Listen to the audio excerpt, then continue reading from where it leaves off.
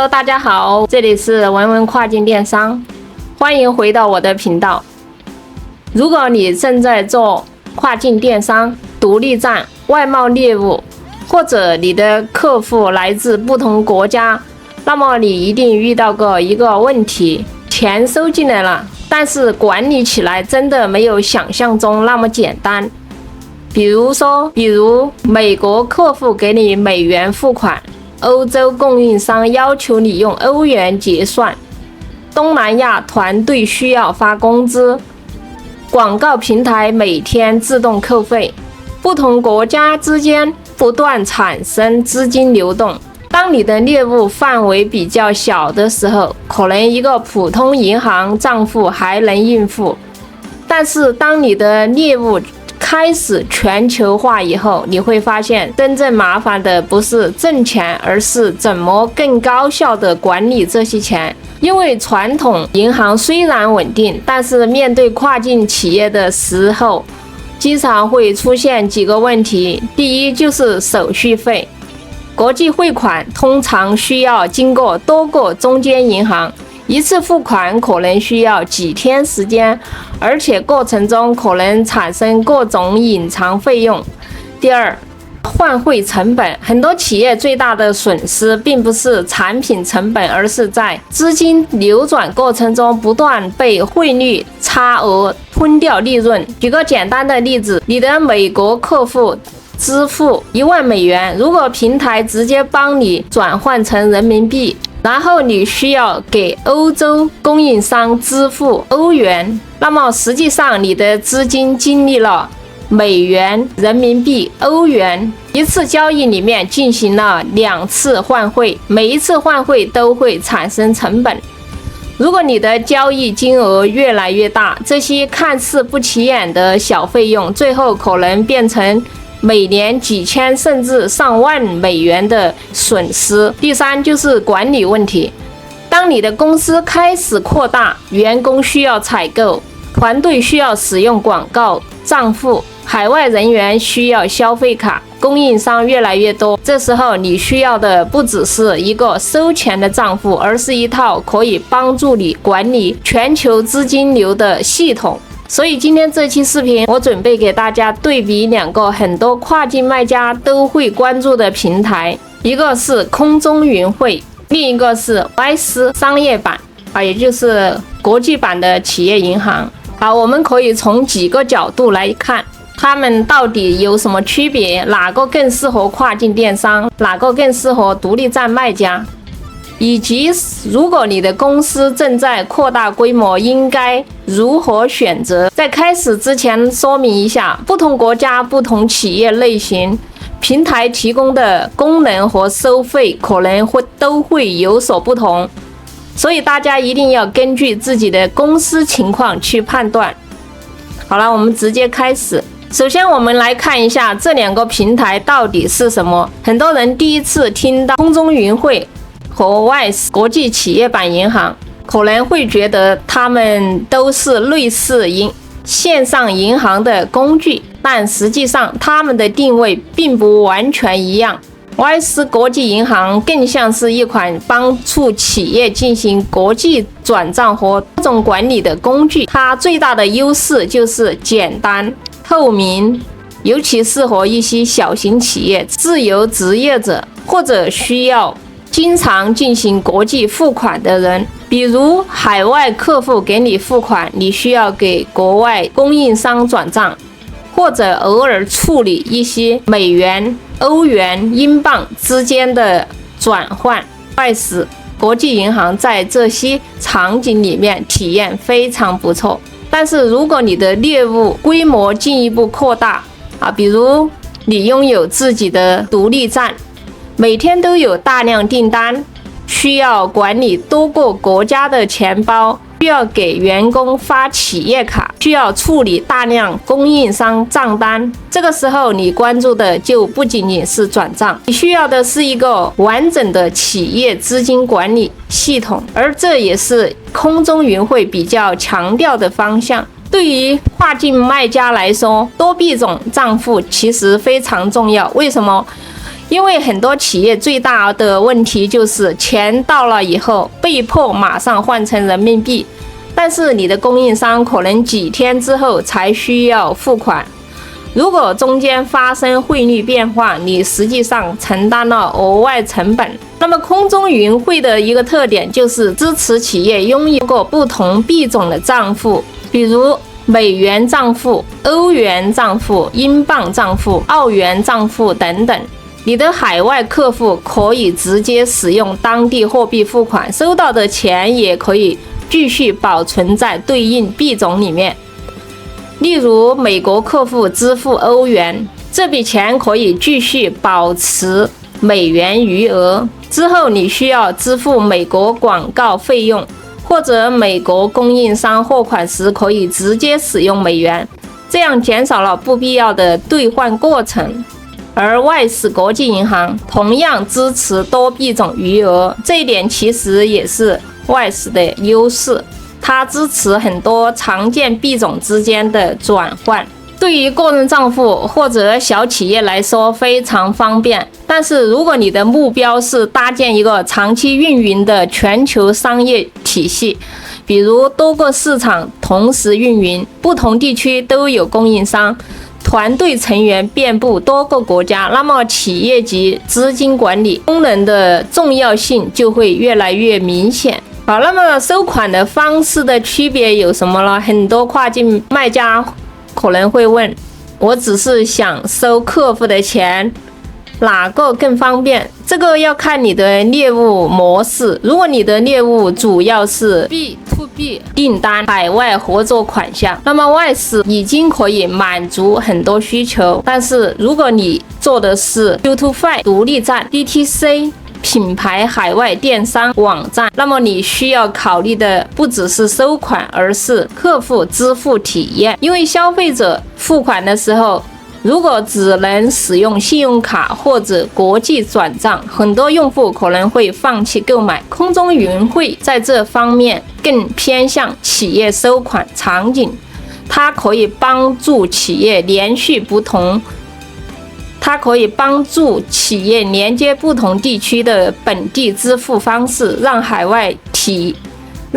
消费者使用他们熟悉的付款方式完成交易。比如美国消费者习惯使用银行卡，欧洲消费者习惯使用当地支付方式。如果结账流程更加本地化，理论上可以降低购物车放弃率。好，我们再来说一下企业卡功能。接下来我们看一下很多成长型企业会关注的功能。企业卡刚开始创业的时候，可能只有老板一个人银行卡老板自己管就够了。但是当团队扩大之后，设计人员需要购买软件，运营人员需要投放广告，员工需要出差，海外团队需要采购。这个时候，如果所有人共用一个银行卡，会非常混乱。你不知道谁花的钱，为什么花，有没有超预算。所以企业卡管理就非常重要。空中云汇提供实质卡和虚拟卡功能，企业可以给不同员工设置不同权限比如说广告部门每个月预算$5000，设计团队只能支付软件订阅，员工消费设置限额，这样企业可以更清晰地控制支出。也提供企业借记卡，对于基础消费场景来说完全够用比如订阅软件海外消费、日常支付。但是如果企业需要更复杂的审批流程，比如多人审批、部门预算管理、统一财务管理，那么企业级工具会更加适合。很多老板刚开始做跨境业务的时候，会觉得付款很简单，但是到了后期才发现，真正痛苦的是财务整理每天几十笔甚至几百笔交易，不同国家供应商、不同币种、不同发票，最后财务人员需要花大量的时间核对，所以现在很多企业越来越重视自动化管理，空中云会提供账单管理功能，企业可以上传供应商发票，系统帮助整理付款信息，同时可以设置审批规则比如$1000以下自动付款，超过$5000需要负责人审批，这样既提高效率，也避免员工随意支出。外事在国际转账方面，它也非常优秀。但是如果你的需求已经从我要把钱转出去升级到我要管理整个公司的资金流，那么两者的定位区别就会越来越明显。好，我们再来讲一下收费模式的分析到底哪个成本更低讲完功能之后呢，我们再来看大家最关心的问题，价格。因为对于跨境卖家来说，任何一个工具最终都要考虑成本。很多人第一反应会觉得哪个月费低，哪个更划算。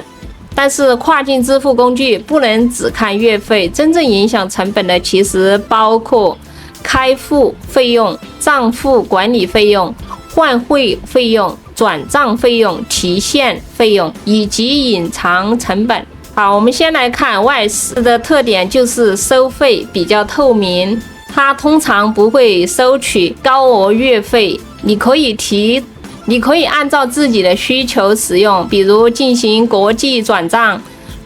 兑换不同货币、管理币种余额。它的收费模式主要是在交易过程中产生，例如货币转换、国际转账、部分金融服务。对于交易量不大的企业来说，这种模式比较轻，因为你不用长期承担固定成本但是问题在于，当你的业务扩大以后，比如每个月几十万美元交易，多个国家同时运营，频繁进行资金流转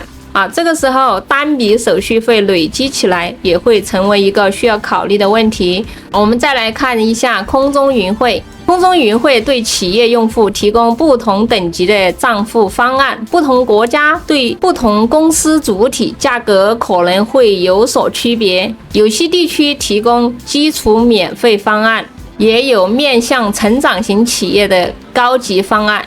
高级方案通常会增加更多企业功能，比如自动化财务流程、团队权限管理、更多企业服务。所以它的逻辑不是单纯提供一个转账工具，而是希望成为企业全球资金管理平台简单总结一下，如果你的需求是我需要一个方便的国际转账工具那么外事可能已经够用了。但是如果你的需求是我要运营一个全球化企业，例如管理海外员工、管理多个供应商、处理大量账单、连接电商平台那么企业级支付平台的价格会更明显接下来我们简单看一下两个平台的后台。先看Once登录之后，你会发现它的整体界面比较简洁，主要功能集结在账户余额、货币兑换、转账、银行卡管理对于第一次使用的人来说，上手成本很低。你不需要学习太复杂的东西，这是Once很受欢迎的原因。这是Once很受欢迎的原因。我们再来看空中云会，它的后台明显更加偏企业化。首页通常会展示不同币种余额、账户情况、资金流动、付款记录如果你的公司同时运营多个国家市场比如美国市场、欧洲市场、澳洲市场，你可以更方便查看不同地区的资金分布比如你有一个德国客户，对方需要使用欧元付款，你可以开通对应收款账户，客户按照当地方式付款。收到欧元以后，你可以选择继续保存欧元，支付欧洲供应商，或者在合适的时候进行兑换，整个资金流程会更加灵活啊。另外一个比较实用的功能就是供应商付款管理啊，比如你的公司每个月需要支付工厂货款、广告费用、软件订阅、物流费用啊，以前可能需要财务人员一个一个的处理，现在通过企业支付可以提前设置流程，系统完成付款，账户财务自动记录。这对于规模较大的团队来说，可以节约大量时间啊。举一个比较典型的例子，假如你是一家做海外市场的品牌公司啊，以前你的流程可能是美国客户付款，资金进入国内银行换成人民币，然后你需要再换美元支付美国广告，再换欧元支付欧洲供应商，整个过程多次兑换，多个账户，大量手续费啊。如果你使用多币种企业账户，资金可以按照原币种保存，美元收入直接留在美元账户，美元支出直接支付美元费用，欧元收入直接用于欧洲市场。这样企业对于现金流的控制能力会，对于正在成长中的跨境企业来说，真正重要的不是单纯节约一次手续费，而是建立一个更高效的资金系统啊。因为当你的订单越来越多，员工越来越多，市场越来越全球化，财务管理能力会直接影响企业效率。好，最后我们来总结一下，企业银行更适合：第一，刚开始做跨境业务的小团队；第二，主要需求是国际转账；第三，偶尔处理不同国家货币；第四，希望简单快速使用。而空中云会更适合：第一，跨境电商卖家；第二，拥有独立站或者海外品牌；第三，需要管理多个国家资金；第四，需要团队权限和企业财务管理；第五，希望把支付、收款服务整合起来啊。当然，没有任何一个工具适合所有人。最重要的是根据自己的业务阶段选择。如果你现在只是测试市场，简单工具可能已经够用啊。如果你的目标是打造一个全球化品牌，那么企业级资金管理工具会提前帮你解决很多未来的问题。好啦，今天这期视频就分享到这里。如果你正在做跨境电商，或者正在布局海外市场，欢迎在评论区分享你的经验。好啦，朋友们，今天我们的视频就讲到这里，我们下一期再见。